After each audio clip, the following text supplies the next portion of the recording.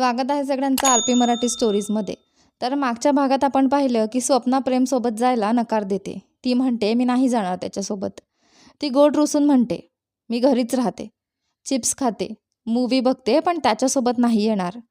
मधू लगेच तिच्याकडे पाहत म्हणते आपण गाव बघायला जातोय, त्याला नाही बघायला. तुझ्या आणि त्याच्यामध्ये काही समथिंग आहे का? नाही ना? मग शांत बस. स्वप्ना मनात म्हणते या वेळेस सोडते, पण पुढच्या वेळेस नाही. लक्ष्मी परत येते आणि सांगते थांबा, तो मुलगा येतोय. मधू गाणं म्हणत वाट पाहते. तो येईल, गाव दाखवेल. स्वप्ना मात्र चिडून म्हणते तो काय स्टार्टरमध्ये ठेवायला पनीर टिक्का आहे का? मधू हसत म्हणते कूल पापा कूल.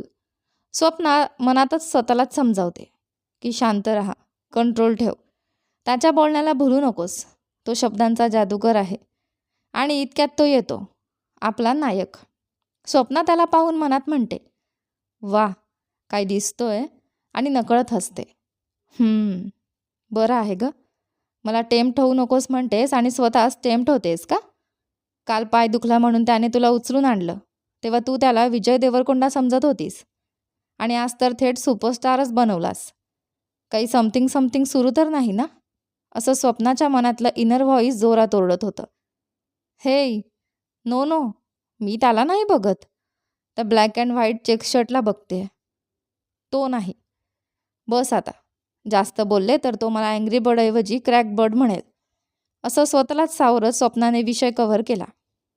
मधूने विचारलं प्रेम सर, पाणी घ्याल का? प्रेमने स्वप्नाकडे बघतच हो म्हटलं, जणू विचारात हरवलेला. मधू पाण्याचा ग्लास घेऊन आली.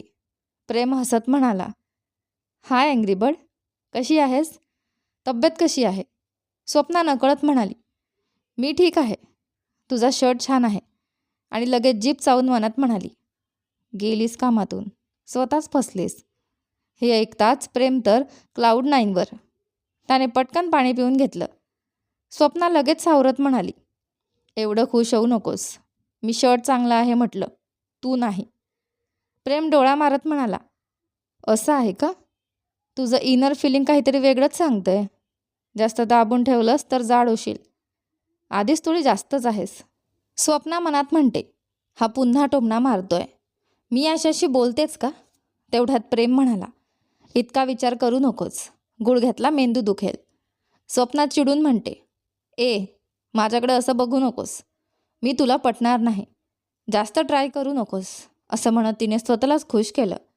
प्रेम काहीतरी बोलणार इतक्यात मधू ट्रॅफिक पोलीससारखी मध्ये आली. बस आता पुरे, आपण ट्रिपला चाललोय, विसरलात का? दोघेही शांत झाले आणि तिघे निघाले. लक्ष्मीने बाहेर येऊन टाटा करत त्यांना निरोप दिला. आज जाऊन तिने स्वप्नाच्या आईला फोन केला.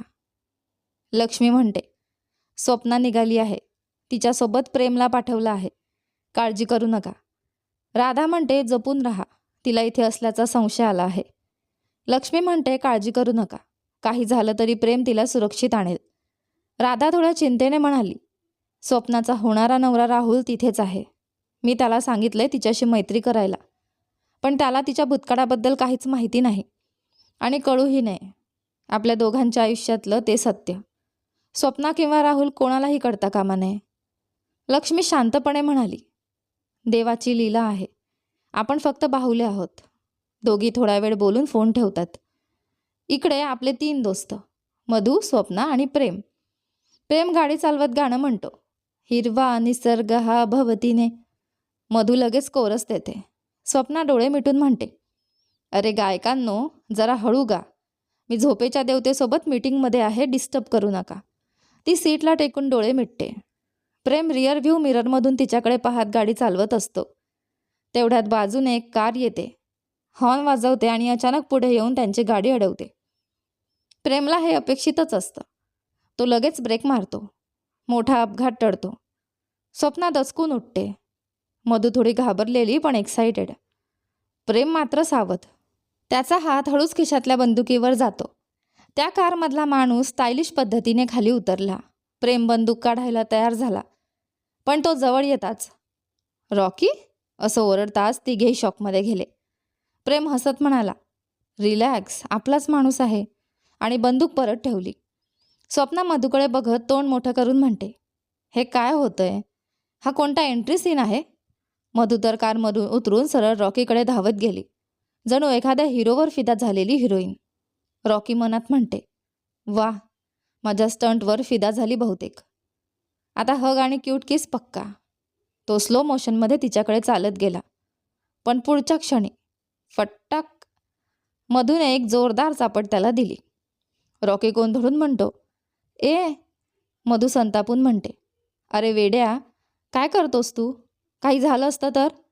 आणि वर एक्सपेक्टेशन्स ठेवतोस? अजून एकदा असं केलंस तर बघ. रॉकी मग गुडघ्यावर बसून गाढवाच्या आवाजात गाणं गाऊ लागला. ओ मधू, माझं मन माझं राहिलंच नाही. मधू म्हणते, कर्म आहे माझं. मी खरंच तुझ्यावर प्रेम केलं होतं का? शंका यायला लागली आहे. इतक्यात मागून एका मुलीचा आवाज येतो. वा, आधीच तुझ्या कंट्रोलमध्ये आली दिसते. दरम्यान कारमध्ये स्वप्ना हसत म्हणते, वा, काय मारलं तिने? तसंच मारायला हवं त्याला. प्रेम चिडून म्हणतो, ए, दुसऱ्याच्या भांडणात आनंद माणणारी सॅडिस्ट आहे का तू? स्वप्ना म्हणते, तुला काय? माझी मर्जी. प्रेम हळूच म्हणतो, अँग्री बर्डला थोडं जास्तच फॅट आलंय बहुतेक. स्वप्नाने त्याचे गॉगल्स हिसकावले. हे शेवटचं दर्शन समज, आता फेक दे. प्रेम लगेच घाबरून जवळ आला. प्लीज स्वप्ना, ते खूप महत्त्वाचे आहेत.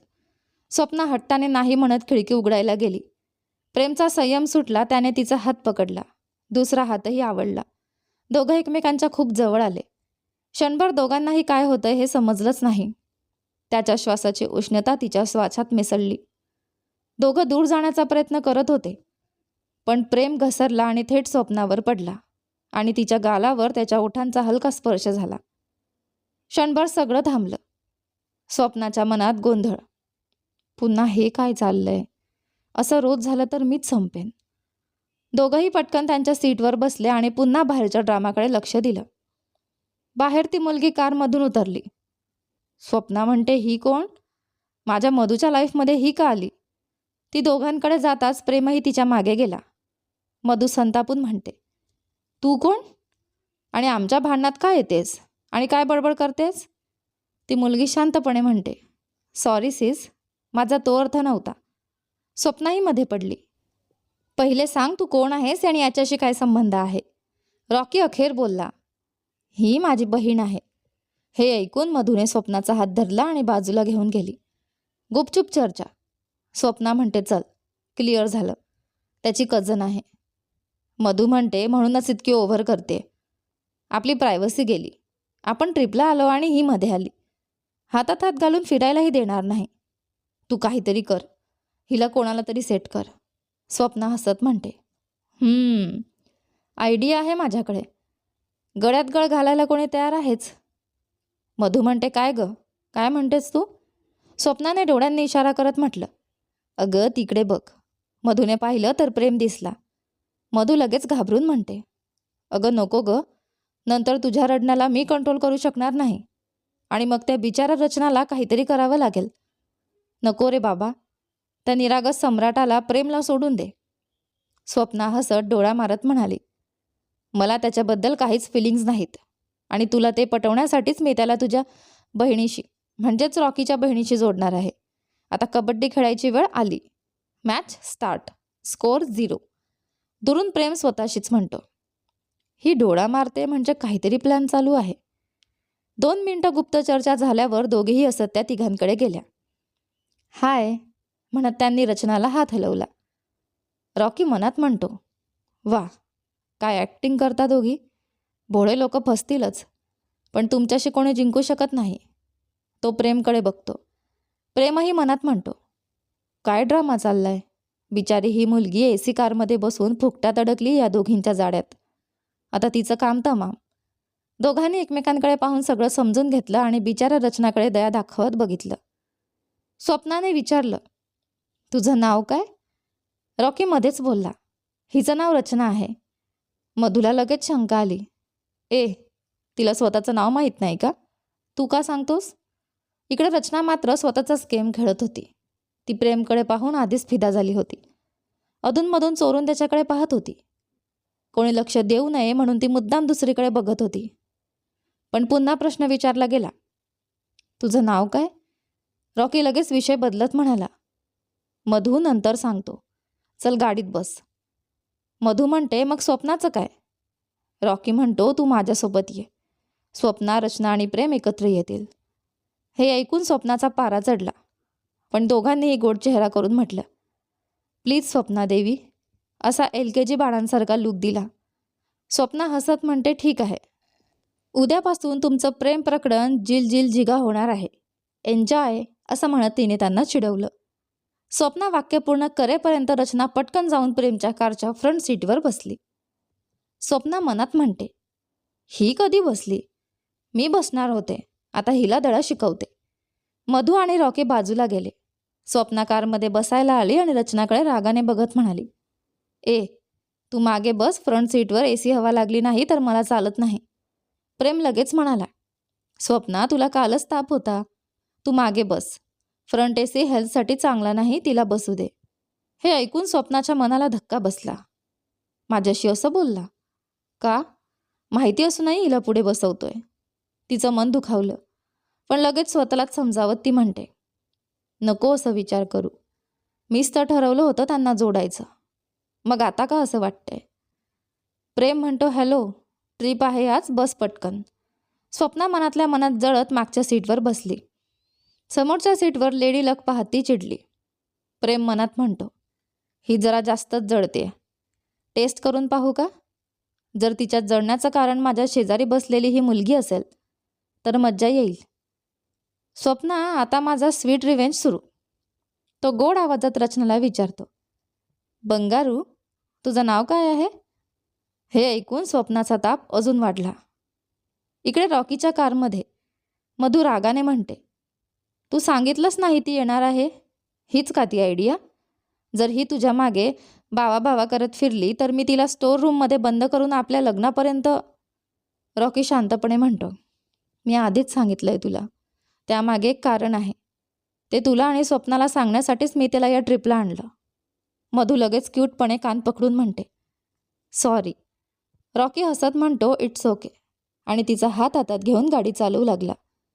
रॉकी थोडा दुःखी होत म्हणाला, मी तुला खूप वेळा सांगितलंय, ती मला तसं का बोलावते यामागे कारण आहे. ते तुला आणि स्वप्नाला सांगायलाच मी तिला या ट्रिपला आणलं. मधू लगेच कान पकडून क्यूटपणे म्हणते, सॉरी. रॉकी हसत म्हणतो, इट्स ओके, असं म्हणत तिचा हात हातात घेत गाडी चालवू लागला. वर्तमान. मधू डोळा मारत म्हणाली, काय रे माझं चंद्रराजा, तुझ्यासोबत आज ट्रिपला येईन असं स्वप्नातही वाटलं नव्हतं. आधी सांगितलं असतंस तर मस्त मेकअप करून तुझी चंद्रराणी बनून आले असते. रॉकी लगेच म्हणतो, ओ माझी दार्जिलिंग, तू नेहमीच माझी क्युटी क्वीन आहेस. तुला मेकअपची गरजच नाही.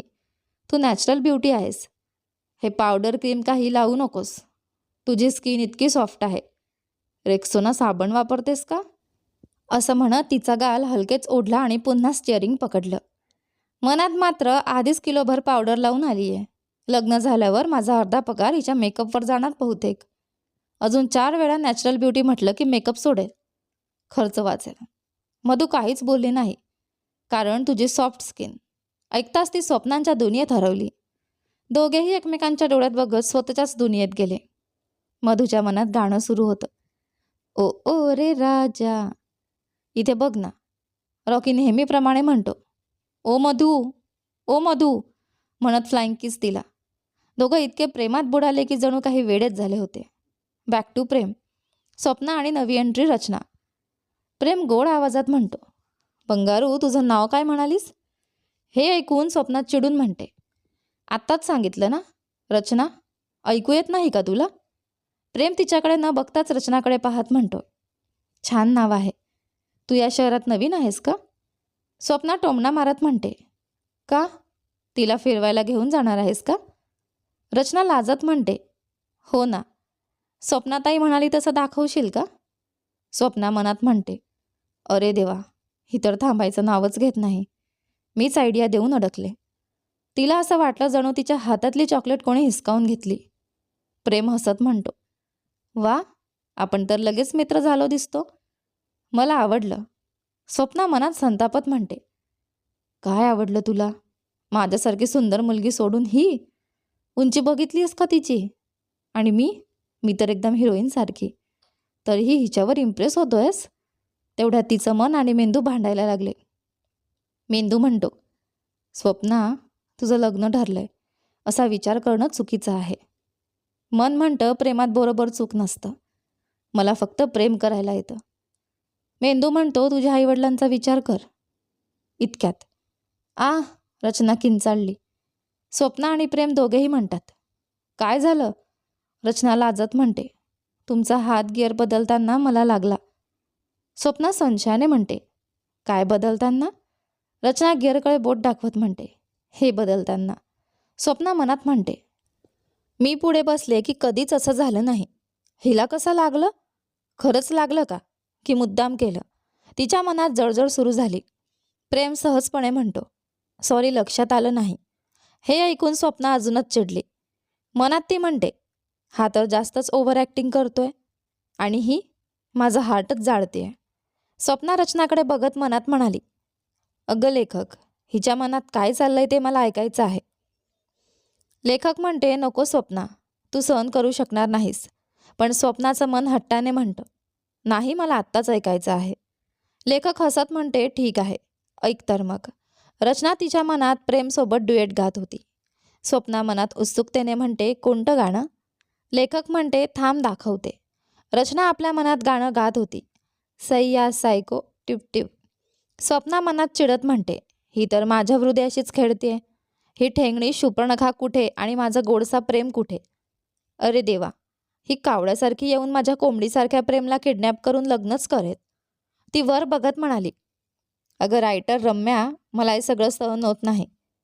हिचा इनर व्हॉइस लगेच बंद कर. असं म्हणत स्वप्नाने छाती धरली आणि डोकं खाली केलं. तेवढ्यात रचना म्हणते, हा हा, असं म्हणाली. स्वप्ना लगेच प्रेमकडे रागाने बघत म्हणते, यावेळी काय केलंस पुन्हा? आणि मोठ्या आवाजात म्हणते, काय झालं आत्ता? रचना शांतपणे म्हणते, आपण आलोय ताई, असं म्हणत कारमधून उतरली. प्रेम कारमधून उतरून आजूबाजूला पाहू लागला. रचना लगेच त्याच्या बाजूला येऊन उभी राहिली. स्वप्ना मनात म्हणते, वा, काय फेविकॉल जोड आहे. ती कारचं दार उघडायला गेली, पण दार लॉक झालं होतं. कितीही प्रयत्न केला तरी उघडत नव्हतं. तिने रचनाला इशारा केला, पण रचना काही समजलीच नाही. रचना समजली की स्वप्ना कारमध्येच राहणार आहे आणि ती प्रेमच्या मागे चालत गेली. प्रेमला एक महत्त्वाचा फोन आला. तो फोनवर बोलत पुढे चालत होता. त्याला वाटलं स्वप्ना त्याच्या मागे येतेय. इकडे स्वप्ना कारमध्ये अडकली होती. प्रेमने उतरल्यावर कार लॉक केली होती आणि एसीही बंद केला होता. स्वप्नाला श्वास घ्यायला त्रास होऊ लागला. जणू कोणी प्लास्टिक कव्हरने चेहरा झाकला आहे तसं वाटत होतं. ती घाबरून कारमध्ये काहीतरी फोडता येईल का ते शोधू लागली. डोळेही धुसर होत होते. इतक्यात मागून एक काळी कार वेगाने त्यांच्या कारकडे येताना दिसली. ती इतक्या स्पीडने येत होती की जणू जाणून बुजून धडक देणार होती. एक माणूस ओरडत होता, स्वप्ना, स्वप्ना, लॉक उघडलंय, बाहेर ये, तू धोक्यात आहेस. पण तोपर्यंत स्वप्ना बेशुद्ध पडत होती. तिने कसंबसं हेल्प म्हटलं आणि ती सीटवर कोसळली.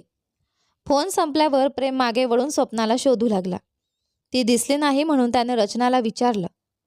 रचना निरागसपणे म्हणते, स्वप्नाताई कारमध्येच आहे. प्रेम घाबरला. ओह नो, एसी बंद आहे, दरवाजे लॉक आहेत.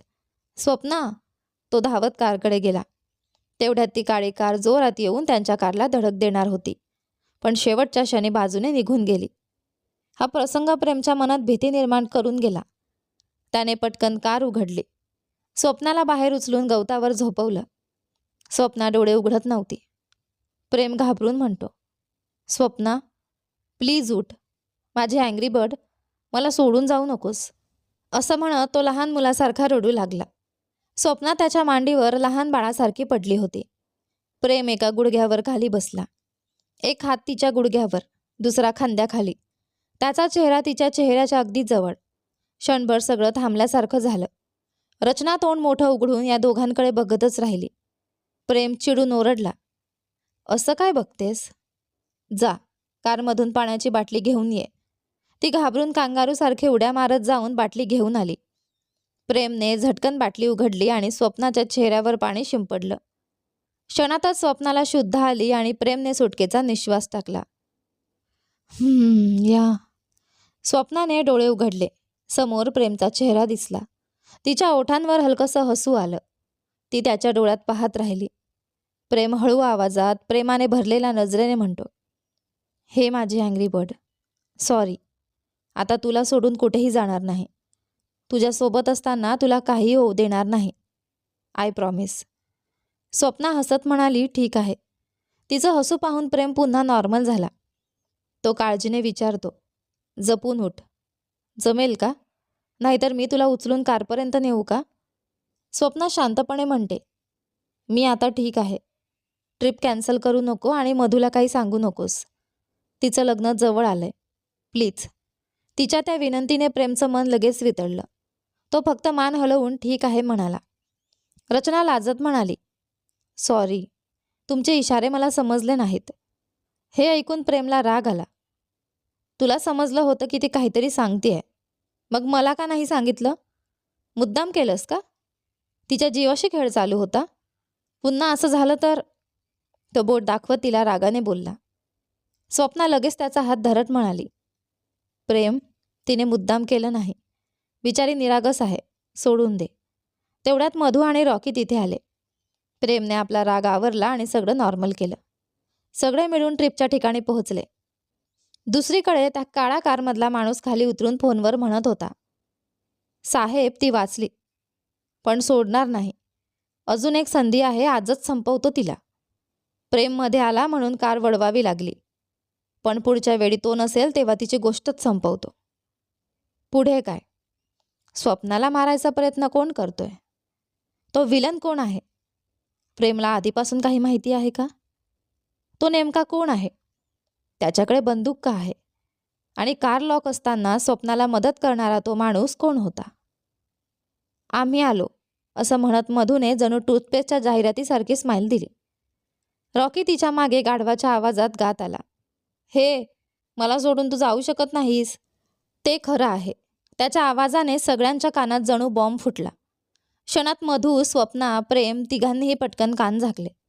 रॉकीला लगेच समजलं. तो हळूच रचनाकडे जाऊन म्हणाला, मी जरा जास्तच गायलो का? सगळे कान झाकतायत.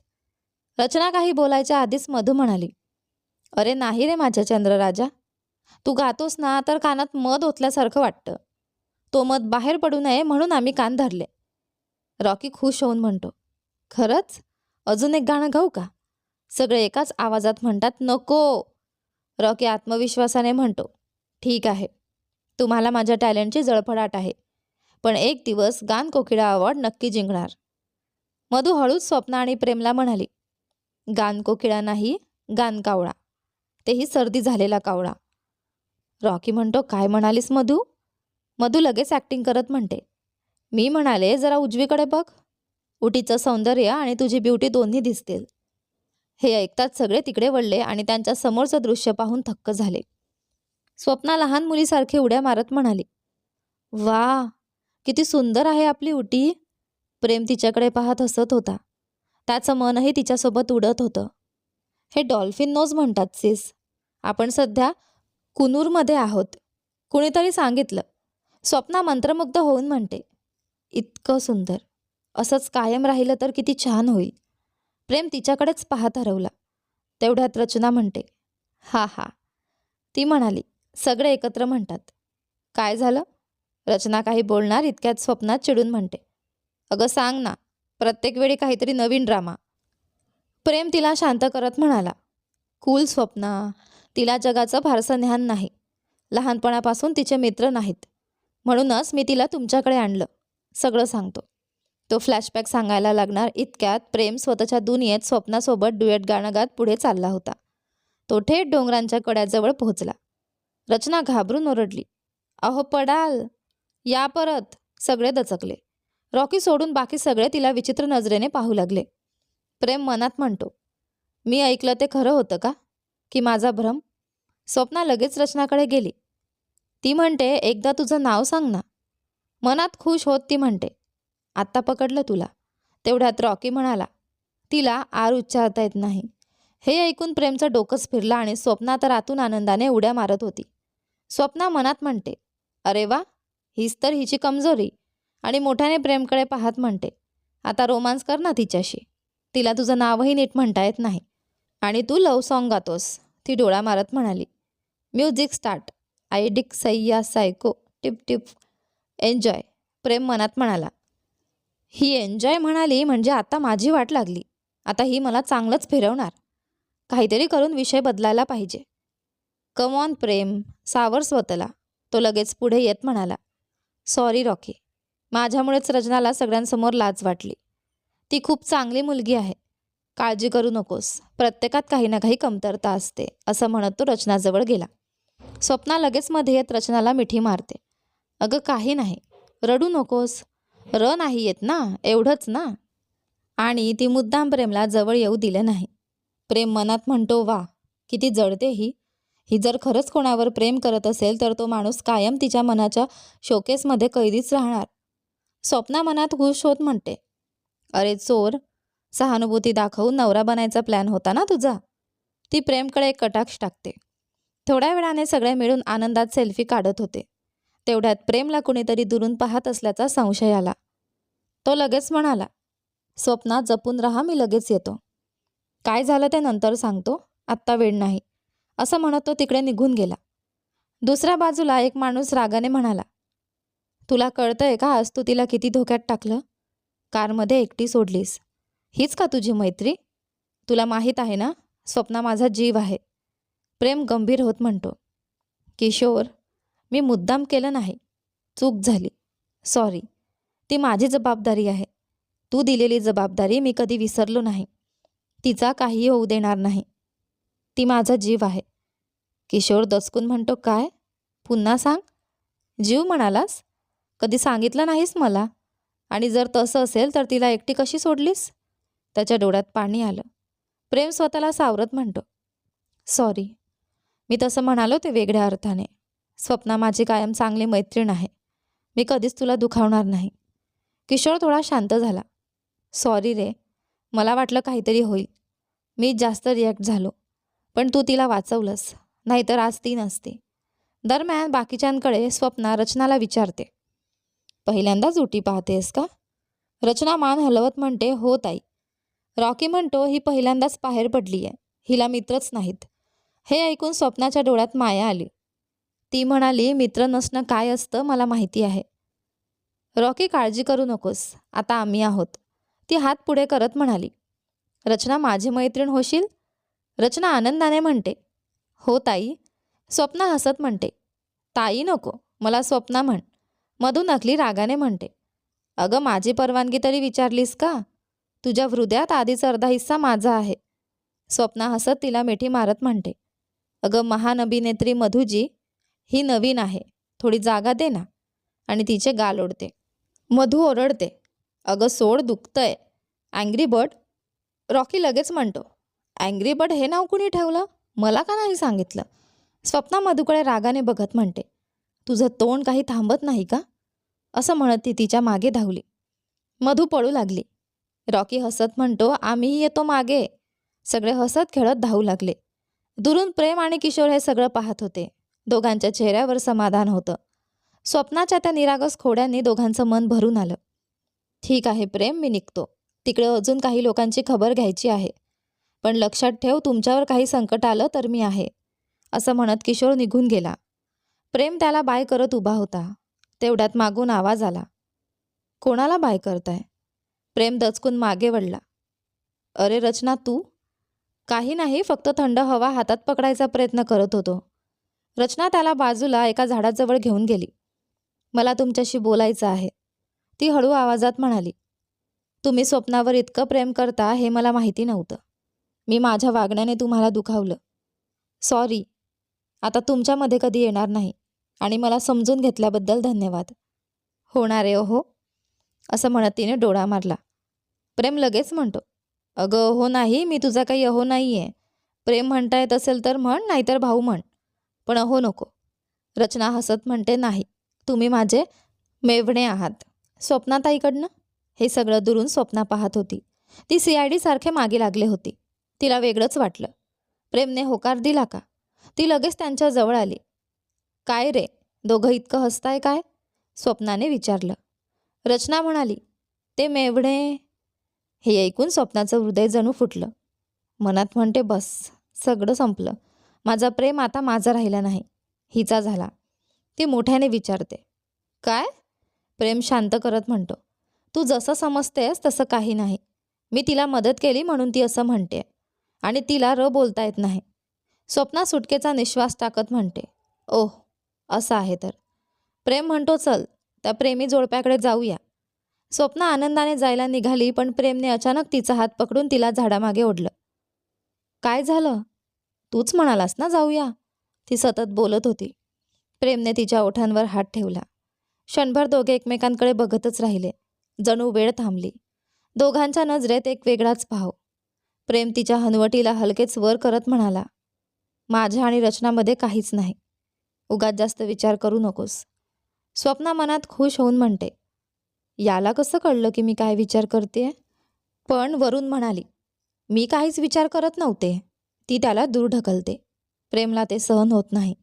तो तिला जवळ ओढतो. स्वप्ना दचकते. तिचा श्वास वेगाने चालू होतो. त्या थंडीतही तिच्या कपाळावर घाम येतो. ती त्याच्या मिठीत हरवते. प्रेमही त्या क्षणात हरवतो पण स्वतःला सावरत अचानक तिला सोडून दूर जातो. स्वप्ना गोंधळून म्हणते, आत्ता काय झालं?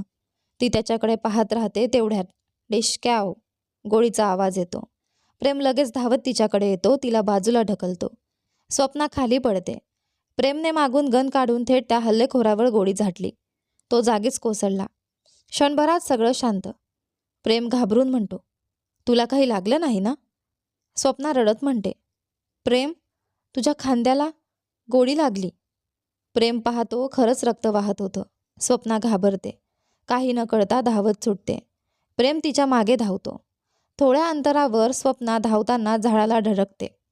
तिच्या डोक्याला मार लागतो. प्रेम धावत येत म्हणतो, स्वप्ना. तो तिला पकडतो. स्वप्ना बेशुद्ध होत म्हणते, किशोर, आणि कोसळते. घरभर शांतता पसरली होती. सगळ्यांच्या चेहऱ्यावर काळजीची छाया होती. सगळे कुणासाठी तरी चिंतेत होते. शेवटी सँडी पप्पी ही शांतपणे कोपऱ्यात बसून हळूच कुजबुजत सगळं पाहत होता. आई, असं म्हणत स्वप्नाने कपाळावर हात ठेवत हळूहळू डोळे उघडले. जसं रब्बी खेळाडू चेंडूसाठी एकदम झेपावतात तसं. तिथे उभे असलेले सगळेजण एकदम स्वप्नावर झेपावलेच. सगळ्यांनी एकदम मोठा श्वास घेतला. हे देवाने वाचवलं म्हणत वर छताकडे बघून सगळ्यांनी आपल्या देवाला मोठा नमस्कार केला. बसायची व्यवस्था पाहिली तर स्वप्नाच्या डोक्याजवळ उजव्या बाजूला डॉक्टर श्याम उभे. त्यांच्या शेजारी लक्ष्मी मम्मी, तिच्या खांद्याला घट्ट धरून तणावात उभी असलेली मधू आणि बाजूला तिचे बाबा रामकृष्ण. स्वप्नासमोर 3 फूट अंतरावर शांतपणे बघत उभा होता प्रेम. त्याच्या बाजूला उभा राहून स्वप्नाची बहीण बरी झाली म्हणून आनंदात मधूकडे पाहत होता रॉकी. आणि थोडं मागे उभी राहून उड्या मारत स्वप्नाकडे पाहत होती छोटी रचना. सगळ्यांना पाहून स्वप्नाने कष्टाने हसत चेहरा वळवला आणि अचानक अय्यो अशी ओरडली. ते ऐकून सगळ्यांचा बीपी वाढला. सगळे डॉक्टरांकडे रागाने बघायला लागले. सँडी पण भवभव करत डॉक्टरांवर ओरडला. डॉक्टर म्हणाले, अहो लोकांनो, स्वप्नाला फक्त हलकी दुखापत झाली आहे. तुम्ही सगळे शांत राहिलात तर ती लवकर बरी होईल, नाहीतर छोटी जखम मोठी कराल. समजलात का? स्वप्ना, आता कसं वाटतंय? असं म्हणत तो माणूस तिच्या जवळ आला. ज्याने तिला धक्का दिला होता त्याच्याकडे पाहून स्वप्नाने जबरदस्तीने हसत आय एम ऑल राईट असं म्हणत थोडी दूर सरकली. इतक्यात स्वप्नाचा फोन वाजला. बाळा कशी आहेस? आम्ही उद्या येतो, काळजी करू नको, तिचे बाबा मोहनराव म्हणाले. नाना, मला काही झालं नाही, पण मला वाचवणाऱ्या प्रेमला खांद्याला दुखापत झाली आहे. तो इथेच उभा आहे असं म्हणत तिने फोन प्रेमकडे वळवला. ते पाहताच तिचे आईवडील थक्क झाले. काय झालं? थँक्स तरी म्हणा. तो नसता तर मी आज जिवंत नसते, स्वप्ना हसत म्हणाली.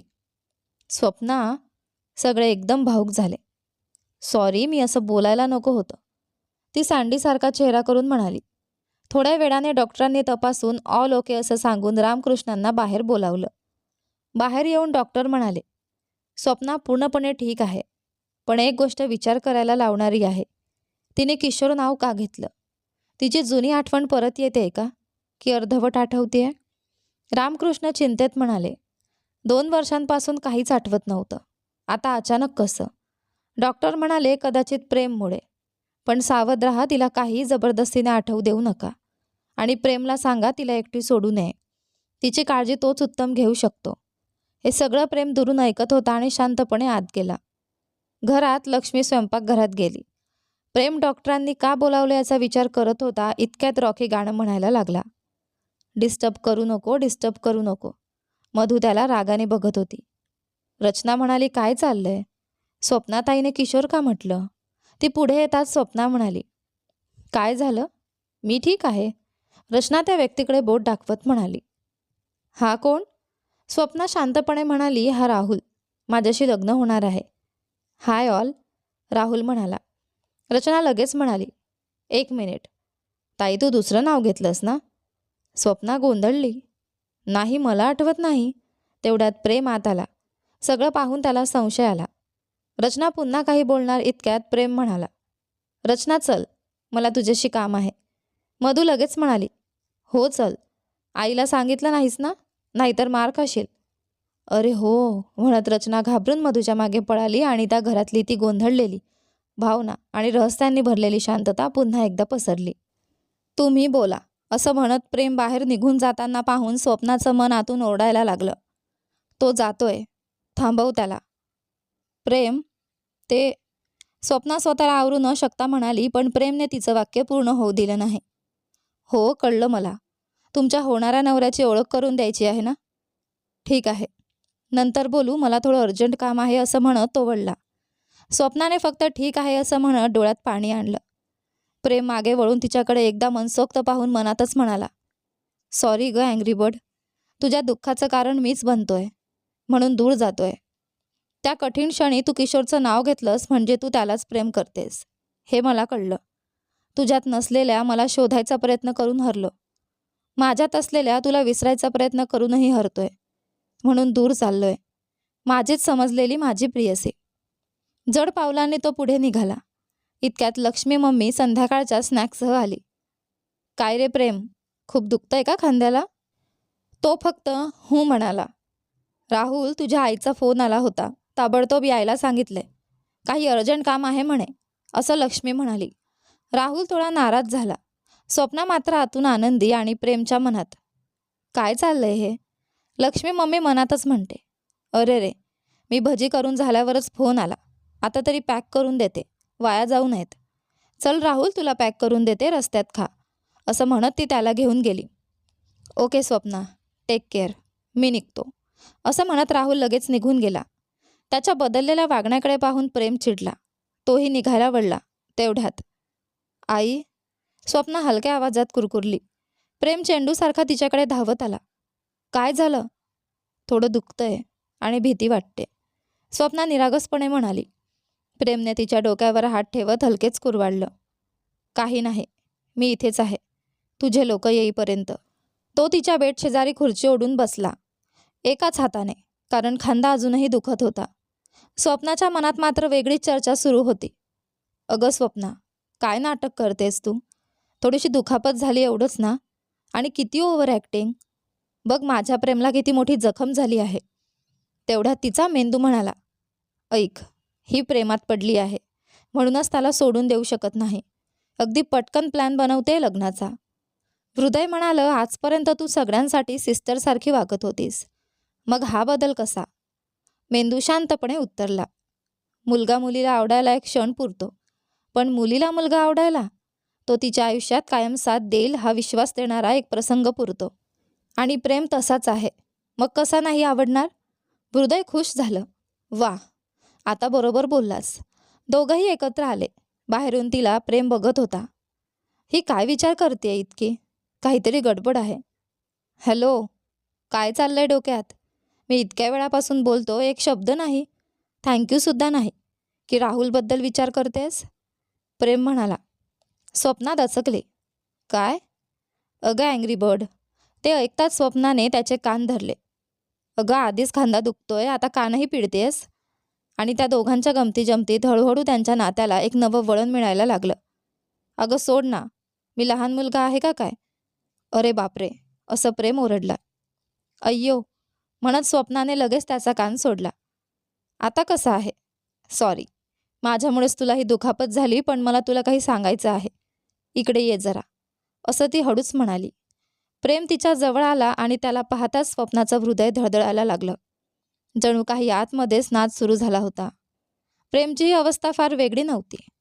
अचानक धडाम असा आवाज आला आणि दरवाजा जोरात बंद झाला. स्वप्ना घाबरली आणि क्षणाचाही विचार न करता प्रेमला घट्ट मिठी मारली. तिचा श्वास प्रेमच्या छातीवर जाणवताच त्याचं हृदय दुप्पट वेगाने धावू लागलं. त्या मिठीत तो अक्षरशः विरघळून गेला. जखमही विसरून तो तिला हलकेच जवळ घेत म्हणाला, घाबरू नकोस, वाऱ्यामुळे दरवाजा बंद झाला, मी बघून येतो. तो उठून दरवाजाकडे गेला. स्वप्ना मनात म्हणाली, हा कसला मुलगा आहे. मी इतक्या प्रेमाने मिठी मारली तरी 2 मिनिट थांबत नाही. तीही त्याच्या मागे उभी राहून पाहू लागली. इतक्यात दरवाजाची कडी उघडण्याचा प्रयत्न करत असलेले प्रेम अचानक हात मागे घेतात आणि तो हात स्वप्नाला लागतो. ती तोल जाऊन पडायला लागते आणि स्वतःला सावरायला प्रेमचा शर्ट पकडते. त्यामुळे प्रेमही तिच्यावर पडतो. 1 मिनिटानंतरचं दृश्य. स्वप्नाखाली, प्रेम तिच्यावर. दोघांचे डोळे एकमेकात हरवलेले. दोघांची हृदय एकाच तालात धावत होती आणि नकळत त्यांचे ओठ एकमेकांना स्पर्शून गेले. त्या क्षणी स्वप्नाने डोळे मिटले. प्रेमनेही त्या गोड क्षणाचा अनुभव घेतला. प्रेम मनातच गाणं म्हणू लागला, तू माझं प्रेम, माझं सगळं, तुझ्यासोबत स्वप्नांच्या दुनियेत फिरतोय. स्वप्नाचं मन तर अक्षरशः उड्या मारत होतं. ए स्वप्ना, हा तुझा गेम आहे. थोड्या वेळाने स्वप्ना भानावर आली. डोळे उघडून उठायचा प्रयत्न केला पण प्रेम अजूनही तिच्यावरच. अगं थोडी तरी उठशील का, मी तर तुझ्या खाली चक्क चिरोडलो गेलोय, प्रेम हसत म्हणाला. ते ऐकताच स्वप्ना पटकन भानावर आली. ओके ओके, मी बाजूला बसते, तू उठ. प्रेम बाजूला झाला. स्वप्ना म्हणाली, अय्या, हलकं वाटलं, घे माझा हात. ती त्याचा हात धरते पण स्वतःलाच नीट उभं राहता येत नव्हतं. दोघं पुढे मागे हलत शेवटी कसं बसं तो उभा राहिला. उठल्यावर प्रेम डोळा मारत म्हणाला, वा, शेवटी उभा राहिलं, गुड. स्वप्ना अचानक गंभीर झाली. हो, आणि आता मला आठवतंय, तुझ्याकडे बंदूक का होती, तू त्याला गोळी का मारलीस, पोलिसांचं काय, नेमकं काय चाललंय. ती एकदम पत्रकारासारखी प्रश्न विचारू लागली. प्रेम थोडा विचारात पडला की आता पुढे काय होणार. स्वप्नाचे प्रश्न प्रेम कसे सोडवणार आणि आपली छोटी रचना या सगळ्यात काय ट्विस्ट आणणार. कथा अजून रंगणार आहे. काय रे, एवढा काय विचार करतोयस, काही सिक्रेट आहे का, मला सांगणार नाहीस, असं म्हणत स्वप्ना डासासारखी गुंगुंग करत प्रेमभोवती फिरायला लागली. प्रेम मनातच घाबरला. अरे देवा, ही अशीच चिकटली तर मला फ्रेंच फ्राईजसारखा कुरकुरीत करून टाकेल. तो काहीतरी बोलायचा प्रयत्न करत 5 मिनिटं तोंड वाकडं तिकडं करत राहिला. पण स्वप्ना मात्र डोळा न हलवता त्याच्याकडेच पाहत होती. बोल ना, अशी खूण करत. इतक्यात दरवाजा उघडल्याचा आवाज आला. प्रेमच्या चेहऱ्यावर आनंद फुलला. वाह, देवाने वाचवलं. आणि तो लगेच तिकडून पळाला. कोण आलं म्हणून स्वप्ना डोकावून पाहते तर मधू उभी. काय ग बाहुली, काय चाललंय, मधूने विचारलं.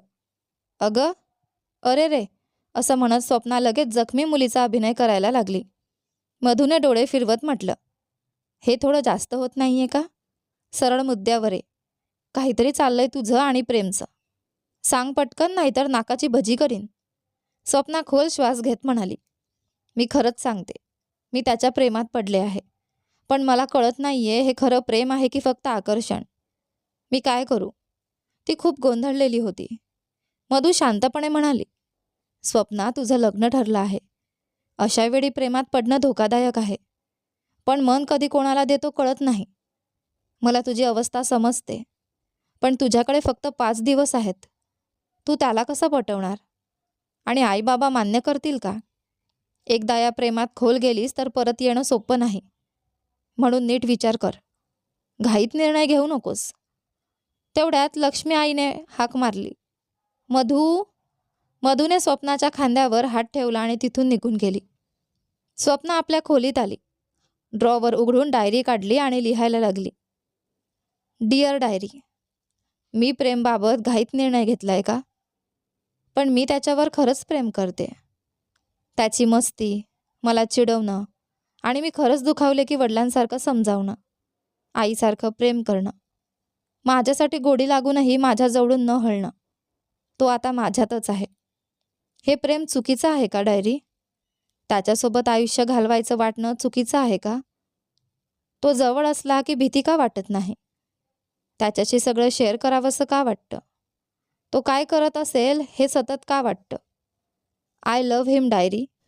तर आपल्या आजच्या कथेत एवढंच. स्वप्ना आणि प्रेमची लव्ह स्टोरी पुढे काय वळण घेते? स्वप्नाचे आईवडील तिचं ठरलेलं लग्न रद्द करून प्रेमशी तिचं लग्न लावतील का? हे बघूया आपल्या या कथेच्या पुढच्या भागामध्ये. पण तोपर्यंत तुम्हाला हा भाग कसा वाटला मला कमेंट करून नक्की सांगा.